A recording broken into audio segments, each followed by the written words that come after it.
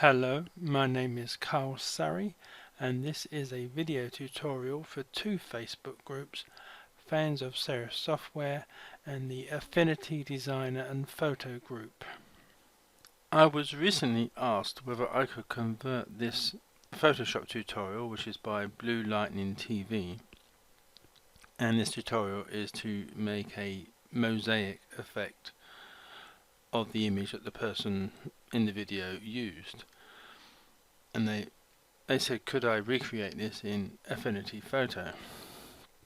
Now at first I didn't think it was possible, because in this tutorial they use a pattern filter, which is something that is not inside Affinity Photo, and I initially thought, no, I can't do that.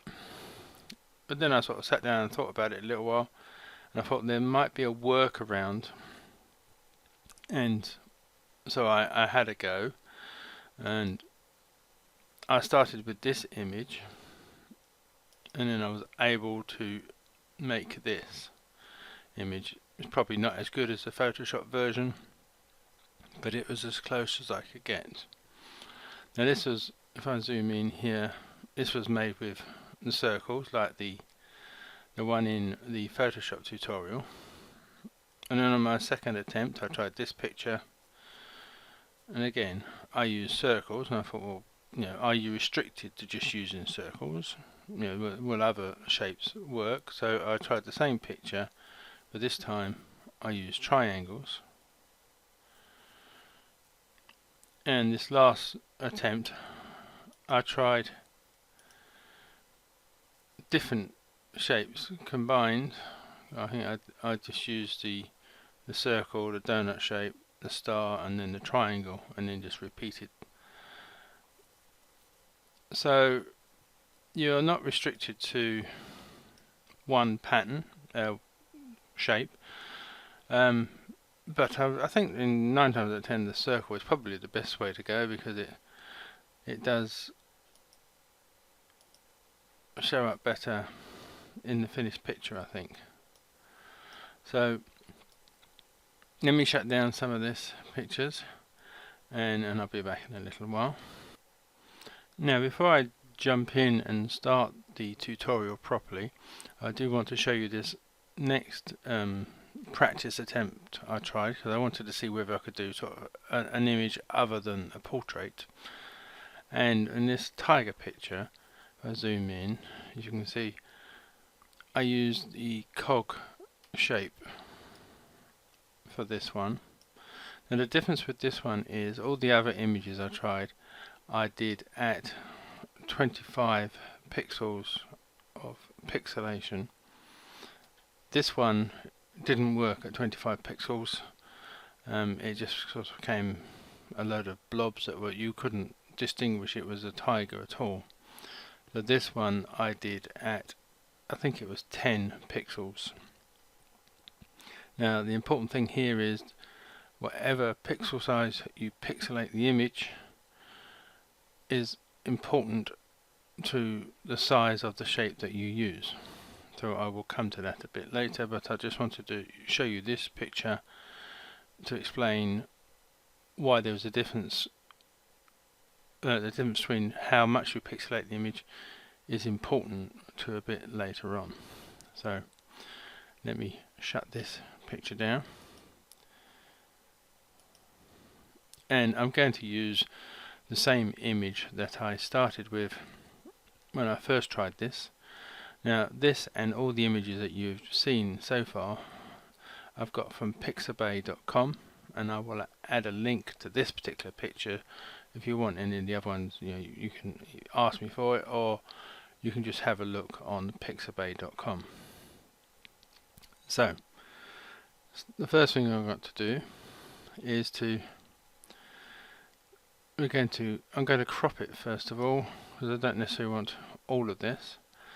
Now the important thing here is, if you probably need to crop the image, because this process is very memory hungry, and there's a point later on, I will explain when I get to that point, where there's so much going on that in my particular case, my computer really does struggle to keep up, and it will keep hanging. Hasn't crashed yet, but sometimes I'm sitting here for like 4 or 5 minutes waiting for the computer to finish its task and come back and allow me to do any further. So the smaller you can make the image, probably the better it will be. Because this particular image is looks like it's 1917 pixels by 2309 pixels.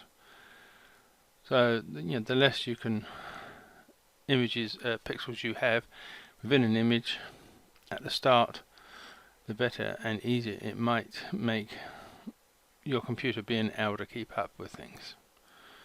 So I'm going to try and stick as close as possible to the Photoshop tutorial as I can. It may not necessarily be the best way to do this sort of thing, but I'm trying to stick to the Photoshop tutorial, which is what I was asked to do. So the first thing I'm going to do is I'm going to change. I clicked on the crop tool, and from the menus along the top I'm going to pick custom ratio, and I'm going to change that to 1000 by 1000, and which makes this the square crop. I'm not necessarily losing much in the way of pixels in this image, but it is a start. I'm just going to click in somewhere in this image just to get rid of this target and change it to these crosshairs, which now means I can move this around, and I'm going to move it to about there, and then I'm just going to double click to make the crop happen. Now at this point, now this is something you don't have to do. I'm just going to do this for a bit of later comparison. I'm going to duplicate this particular layer, which you can do by pressing Ctrl and J, or right clicking on the layer and selecting duplicate. And once I've done that, I'm going to hide the bottom original layer, and I'm just going to work on this layer here. Like I said, you don't have to do that. This is just so I can show you something a bit later on. So with this layer highlighted, I'm going to come up to filters, and then distort, and then down to pixelate. Now it will come up with the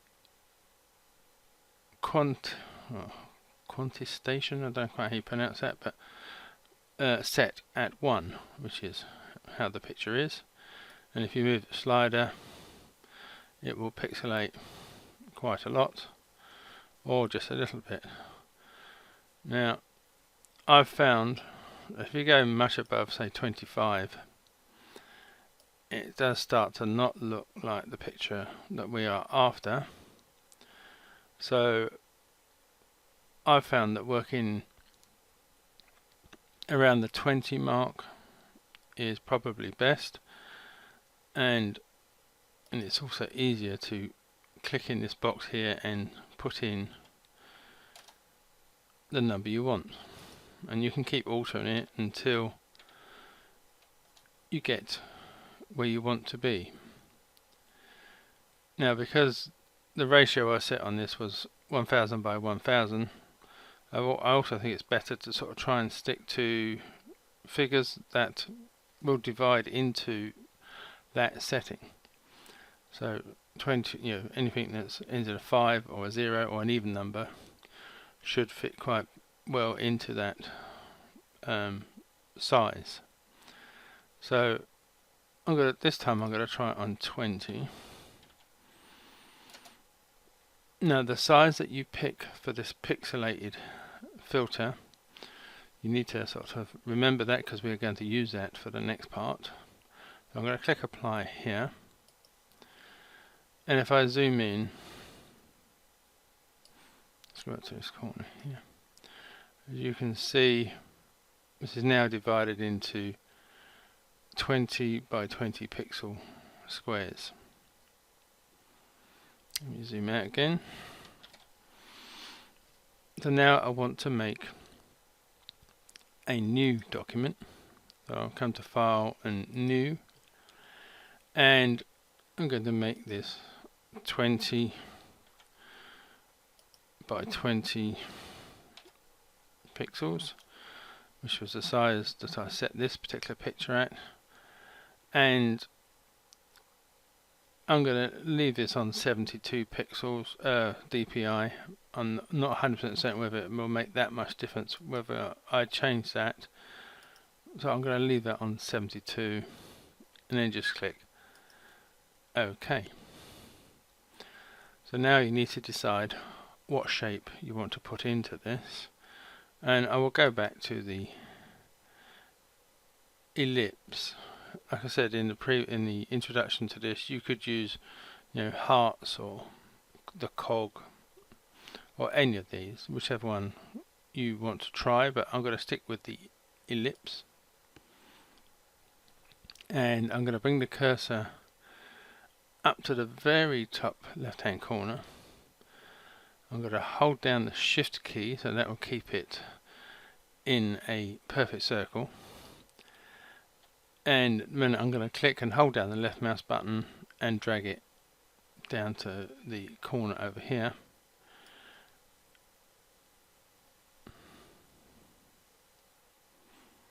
and then just keep going until you fill up the pixel, the box that you have made previously. Now by default I think this will make this in a white fill, but we want this into black, so just need to invert this. You can do that by Control and I, or you can come up to the layer menu and just click invert, and that will now change that from white to black. So all I need to do now is to copy this layer into the other image. Now you can do that a number of ways. You can come up to edit, copy, or you can press Control and C, or you can just right click this layer and click on copy. Come back to your start image and then come up to the edit menu and come to paste, or you can do Control and V as a keyboard shortcut. Now it's very hard to see at the moment, but that has put that layer, that image, right at the top there, because you've got to remember it is just the size of one of the pixels in this particular picture. So all I've got to do now is come to the move tool, and I'm just going to move it so it fits into the very first pixel. Now you could try and sort of start on this half pixel here somewhere, but I'm going to start on the first full pixel. I can always crop it down afterwards, or it may not show up that much. So once you are happy with the position, and you can tinker with the position slightly by using the up, down and left and right arrow keys on your keyboard, so just pressing that once or twice either way, you can do minor adjustments. So once you're happy with the position of this, we're now going to sort of power copy this across the whole image along the top. And to do that, one, you need to be on the move tool, and secondly, what you need to do is you need to hold down the Control key, and I think that's Command on a Mac, and then you left click on this icon, whichever one you picked, be it circle or triangle or whatever, and drag it over to the right, keeping it the same height but just moving it sideways over to the right to fill the next pixel. So just do that, drag that over, and if you've got snapping on, hopefully you can see you've got these red lines to tell you that it is still the same height. And then just let go of the mouse button, let go of the control or command key, and you now have two layers. So now all you need to do now is keep pressing Control and J to power copy across the image. So every time press Control and J, it will make a new layer but moved over like this. Now, as you can see by this sort of representation down here, I've only got this far so far, and I've already made lots of different layers. So it will take a long time to do this. Let me just press Control and 0 to come out a bit, and then continue to press Control and J so I can see. I can keep my finger on the J button until I get close to the end here, and I think that's close as I'm going to get. I think. Let's have a look. Yeah, so I haven't quite gone to the end. So that is the first line done. Now, to make this slightly easier, with the top and last layer I made highlighted, I'm going to come down to the very bottom one, which is the first one above the background. I'm going to hold down the Shift key and click on that, and it will highlight all the layers in between. And then I'm just going to right click that and group them together. So now all of those are connected and are all part of the same group. You don't have to rename this, but I'm going to just quickly rename this to dot. So now we've done the lines across the page. We now want to do the lines down the page. Now this time we are going to power copy the group. Now this is the point where my computer will hang. I can guarantee this. I've done this 4 or 5 times now, and every time it happens when I'm doing this part of the process. I'm guessing this is down to the fact that it is power copying however many layers are in here, probably 50 to 100, I don't really know, I've not counted them, but the more and more I do, the more chance it will hang.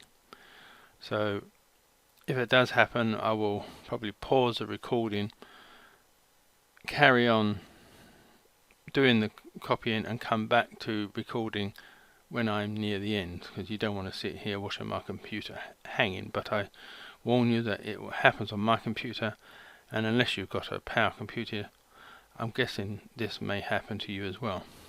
So power copying this down, I'm going to hold down the Control key, left click on the layer and drag that down to the line of pixels below. Remembering with the snapping on, you get the lines that help guide you to where they make sure they fit, and the snapping is this magnet up here. You just click on that to make sure it's on. So now I have that first line done.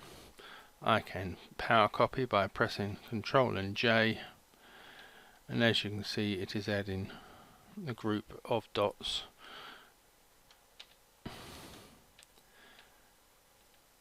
And then the more that I do this, the more chance my computer will struggle to keep up, mainly because if there's like a line of 100 layers in one of these groups, every time I'm doing this it's having to keep all those layers in memory.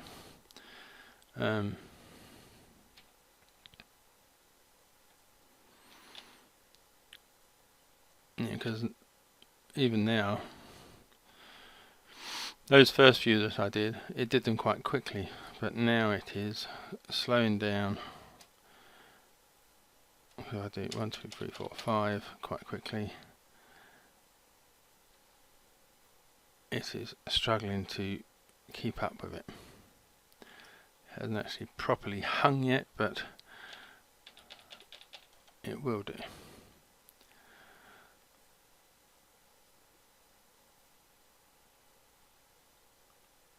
So let's do one more lot of that quickly. And just to save a bit of time, I am going to pause the recording now, and then I will be back once I've got near to the bottom. Okay, now I've only got one more line to go, so I'll just press the Ctrl and J again to do that. In fact, I will just do one more.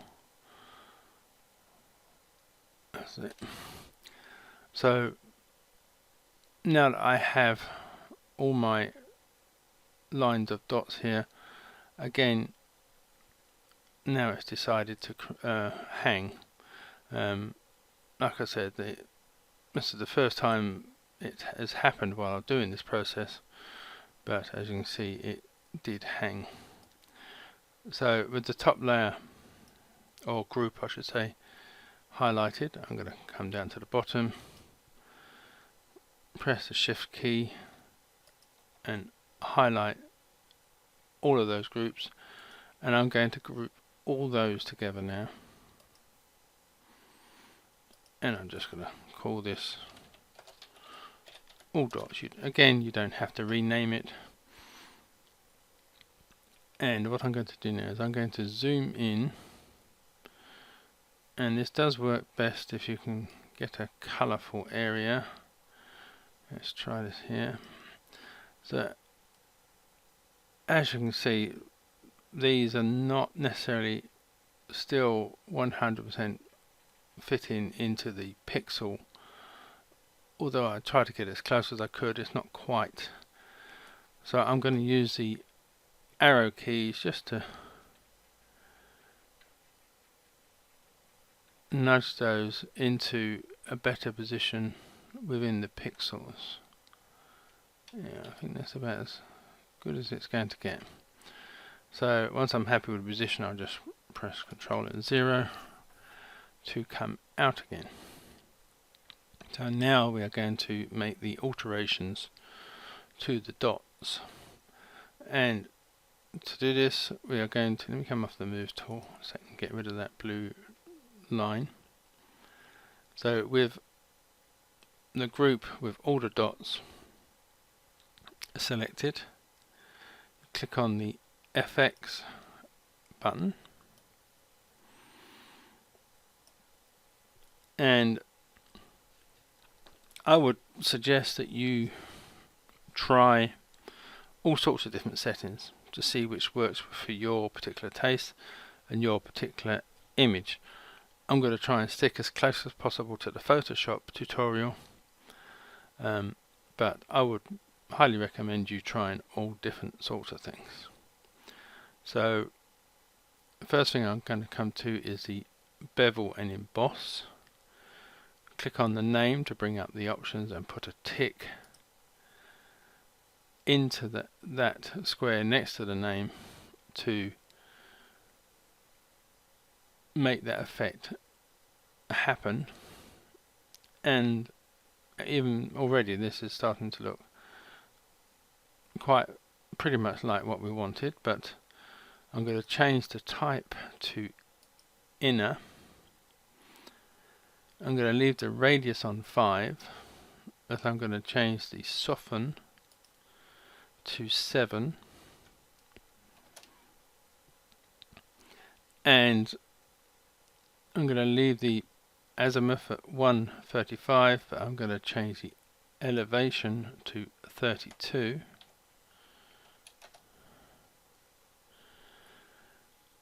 And the highlights opacity, you just click on this box here and you can then change either the blend mode, the color, or the opacity. And I'm just going to lower this down to roughly 50%. 51 that'll do. I'm going to leave the shadows opacity on 75 and the blend mode, I'm going to leave that on multiply. So the next effect I want to add is inner glow. So I'll click on the inner glow name and then put a tick into the inner glow box there. I'm going to have it set to edge, and I'm going to change the color. Just click on that box there. I'm going to change this to black. So if you're using sliders like I do, it's 0, 0, 0. Set to black. I'm going to change the blend mode to multiply, and I'm going to have the radius set on 10.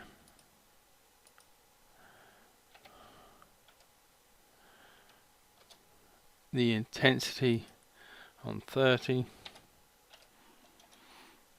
and the opacity, I'm going to drop this down to about the 30%,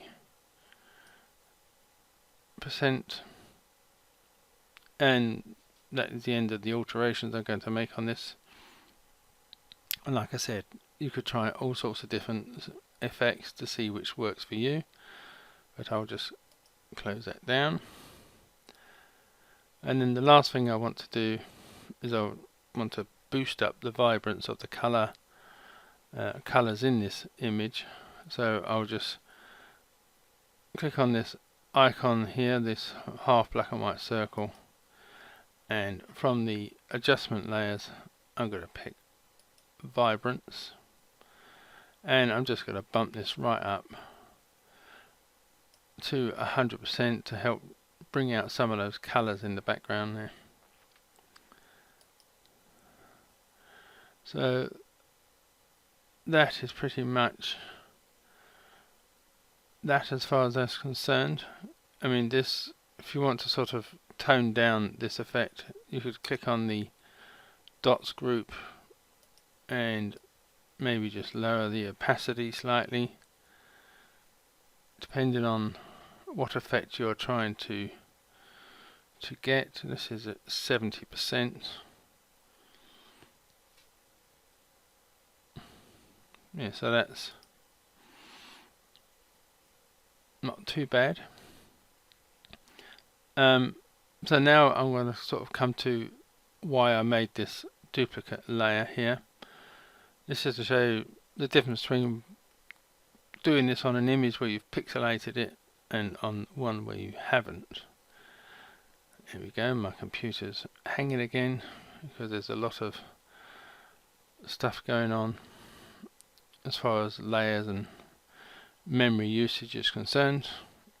Also, plus the fact I've got my software running that's recording all this, which is also affecting the amount of memory that I'm using. Here we go, we're back now. So what I'm going to do is I'm going to unhide this background layer, but hide the pixelated background layer. So that is what that would look like if you add these dots on an unpixelated image. You may prefer that, in which case I would suggest you do like what I did and make two layers, one pixelated, so you can position the shape that you're going to use sort of more precisely, because you're using the pixels that go with the image, or if you prefer the pixelated effect, just use the pixelated version. Which one you use, I'll leave up to you. So that was from the pixelated layer, and that's the unpixelated layer.